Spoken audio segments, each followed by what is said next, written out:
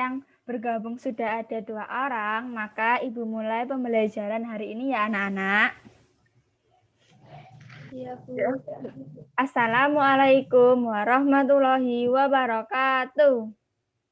Waalaikumsalam warahmatullahi wabarakatuh. Selamat pagi anak-anak. Pagi, Bu. Bagaimana kabarnya hari ini?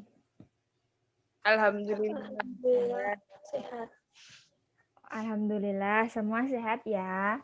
Oke, sekarang sebelum memulai pembelajaran, kita awali dengan membaca basmalah bersama-sama. 1, 2, 3. Bismillahirrahmanirrahim. Alhamdulillah. Anak-anak, adakah yang belum bergabung? Tidak. Ibu cek satu-satu ya. Ya.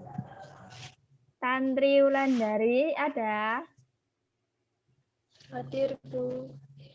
Titin? Hadir. Oke, alhamdulillah semua hadir. Selanjutnya kita menyanyikan lagu Indonesia Raya bersama-sama. 1, 2, 3. Indonesia, tanah airku, tanah tumpah darahku. Sanalah aku berdiri, jadi pandu ibuku. Indonesia, bangsaanku, bangsa dan tanah air. Marilah kita Indonesia bersatu. Hiduplah tanahku, hiduplah negeriku, bangsaku, rakyatku, semuanya. Bangunlah jiwa, bangunlah badan untuk Indonesia Raya. Indonesia Raya. Merdeka, merdeka. Hiduplah Indonesia Raya. Tanahku, Yang Saya Indonesia Raya. Indonesia Raya. Oke, semoga dengan menyanyikan lagu Indonesia, Ibu harap anak-anak memiliki rasa nasionalisme yang tinggi terhadap negara Indonesia. Sudah siapkah kalian untuk belajar bersama Ibu hari ini, anak-anak? sudah. Baik, kalau sudah siap belajarnya, harus sungguh-sungguh dan rajin ya anak-anak, agar cita-cita kalian dapat tercapai. Oke, anak-anak, hari ini kita akan belajar tema 2, yaitu persatuan dalam perbedaan, subtema 1, pun dalam perbedaan pembelajaran yang ketiga. Tujuan pembelajaran kita hari ini adalah agar dapat mengetahui teknik dasar berjalan, cara tumbuhan beradaptasi, dan menemukan informasi penting menggunakan aspek apa, di mana, kapan, siapa, mengapa, dan bagaimana pada peta pikiran. Ibu share screen dulu ya. Ya.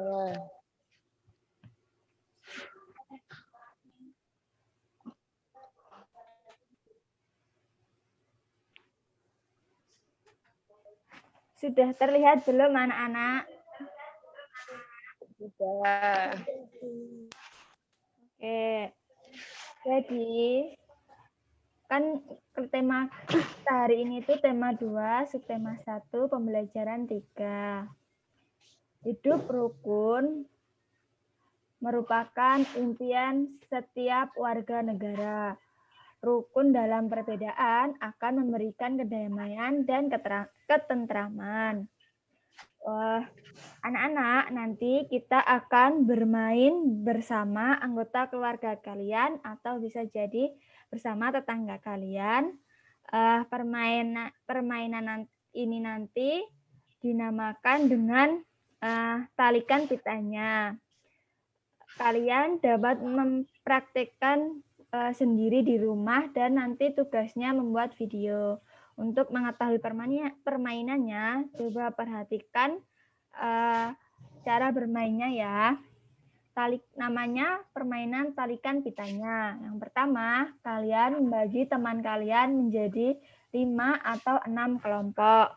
Terus masing-masing kelompok menempati lapangan dan berdiri di area yang telah ditentukan. Terus, secara bergantian, setiap anggota kelompok harus membawa pita dan menalikannya pada patok kayu di ujung lapangan.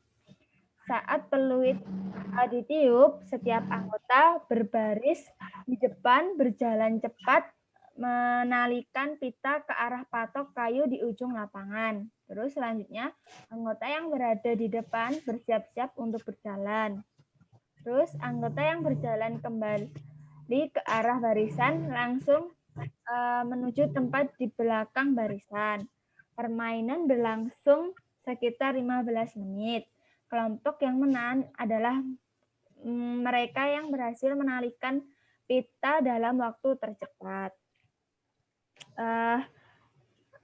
Ada yang perlu ditanyakan dari permainan talikan pitanya, anak-anak? Tidak. Baik, nanti untuk memahami lebih lanjut permainan talikan pitanya, nanti Ibu kirim link videonya ke WhatsApp grup ya. Nantinya, saat bermain talikan pitanya, kalian harus memiliki keterampilan belajar. Berikut tekniknya. Yang pertama, saat berjalan, kepala tegak, bahu santai, terus ayunan lengan tidak lebih tinggi dari dada. Selanjutnya, punggung tegak, tangan mengepal leher, tumit kaki depan menyentuh tanah terlebih dahulu. Selanjutnya, postur tubuh lurus, otot perut dijaga tetap kencang, otot paha santai, dan otot lutut dikencangkan. Saat bermain, kamu harus keterampilan belajar tadi ya, anak-anak, agar saat bermain tidak mengalami cedera. Terus, dalam berolahraga, kamu harus memiliki keterampilan berjalan. Terus, selain itu, kamu harus bekerja sama agar tujuan tercapai. Perbedaan yang dimiliki anggota tim bukan penghalang untuk tidak bersatu. Terus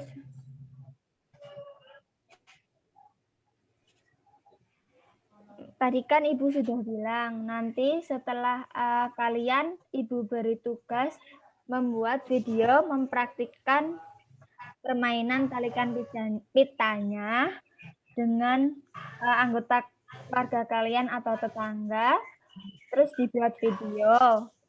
Waktu pengumpulannya 2 minggu dari sekarang ya. Oke.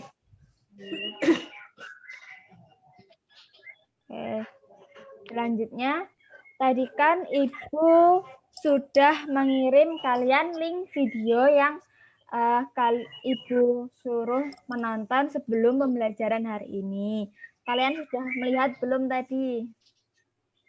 Sudah. Kira-kira sudah menonton. Apa saja yang ada di dalam video tadi, anak-anak? Yang kalian dapatkan dari video tadi?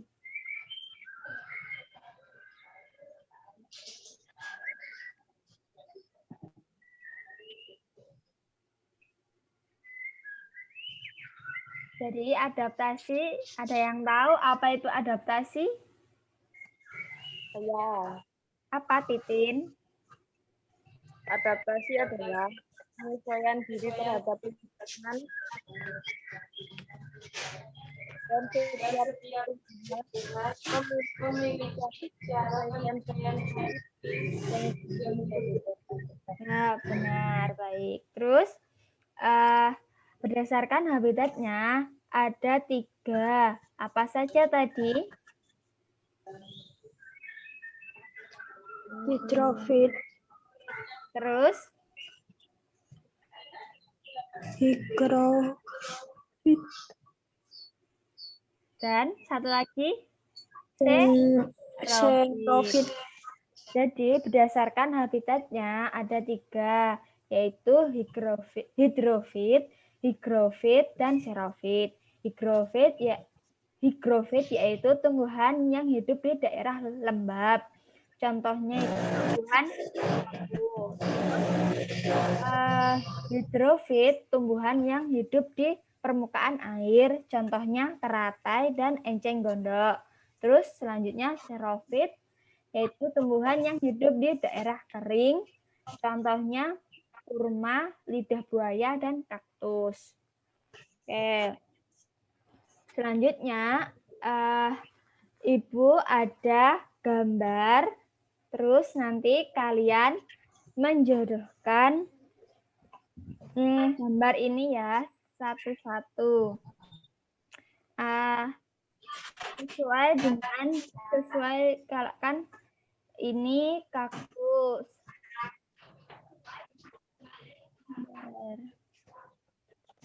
Kan ini kaktus. Lah nanti cara beradaptasinya itu gimana? Terus tumbuhan paku cara adaptasinya gimana?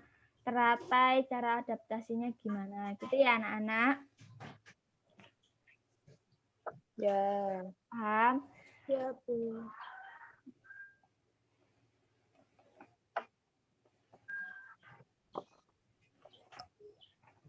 Baik anak-anak, jadi tumbuhan kaktus apa anak-anak cara beradaptasinya? Xerofit, Baik, betul. Terus tumbuhan paku, higrofit, higrofit. Tumbuhan teratai, hidrofit. hidrofit, benar. Baik, kalian hebat. Oke, anak-anak, selanjutnya nanti Ibu bagikan lembar kerja untuk kalian kerjakan di WhatsApp group. Tugasnya ini dikumpulkan minggu depan. Ada yang mau ditanyakan, anak-anak? Tidak. Tidak. Ibu lanjut ya. Proklamasi Kemerdekaan Indonesia memberi makna yang sangat penting bagi bangsa Indonesia. Sejak teks proklamasi kemerdekaan dibacakan, rakyat Indonesia memiliki negara merdeka, berdaulat, dan bermartabat. Tonggak sejarah tersebut tidak akan terjadi apabila tidak ada anak bangsa yang berani memproklamirkan kemerdekaan.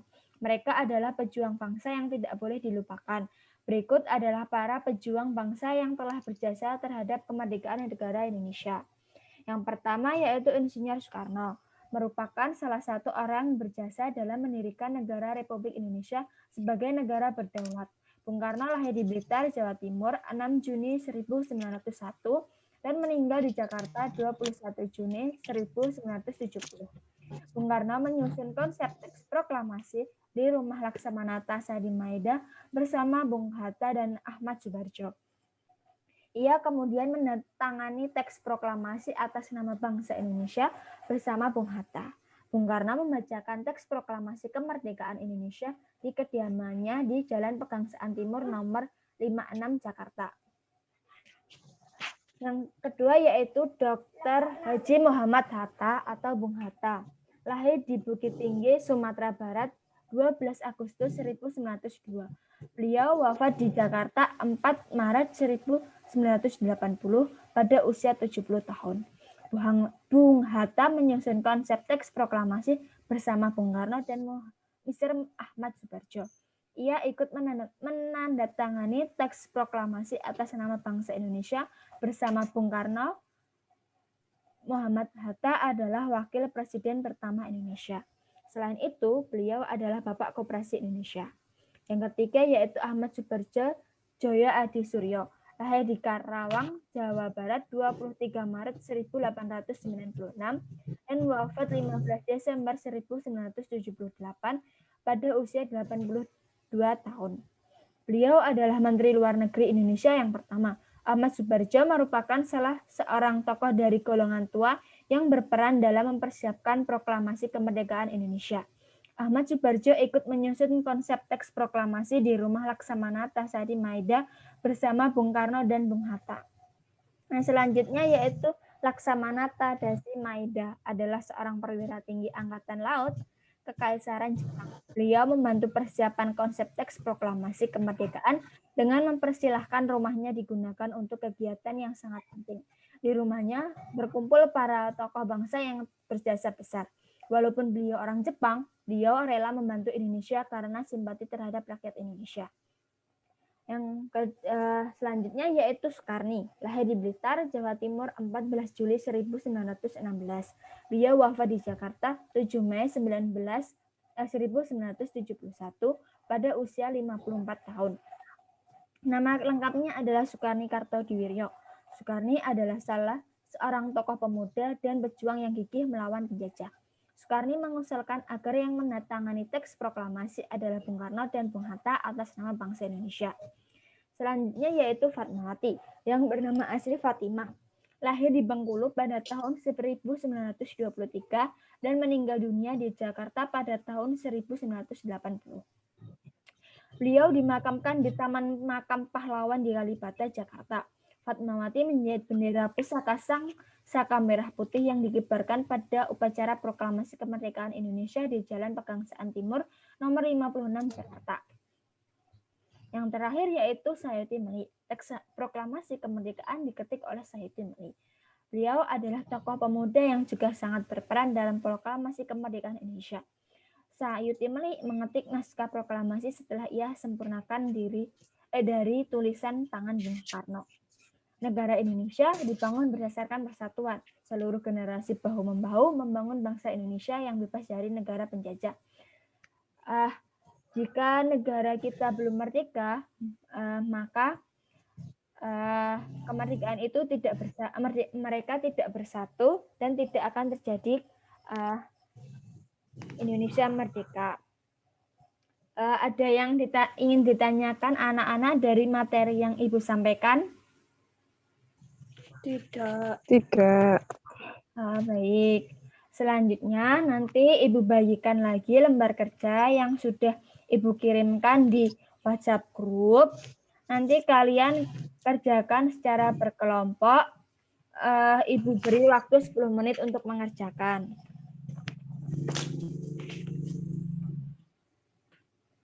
Sudah selesai anak-anak mengerjakannya? Sudah. Coba salah satu perwakilan kelompok mempresentasikan hasil diskusinya.